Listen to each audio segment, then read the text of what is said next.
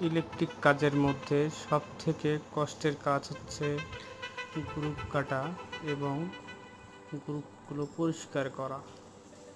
এই কাজটি যদি কমপ্লিট হয়ে যায় তারপরে তার ঢোকানো, ফিনিশিং এগুলাতে তেমন কোনো কষ্ট নেই। অথচ আমরা কেউ এই গ্রুপ কাটিং এবং গ্রুপ পরিষ্কার করার কাজগুলো করতে পারি না। আমরা গ্রাইন্ডিংয়ের সাহায্যে বিল্ডিংয়ের গ্রুপগুলো কেটে নিয়েছি। অনেকেই একটা ইটের মাঝখানে কেটে নেয়। আমরা একটি জয়েন ও একটি ইটের এক অংশ উপর অংশ কেটে নিচ্ছি এবং এটা কোনো বিল্ডিংয়ের ক্ষতি হয় না।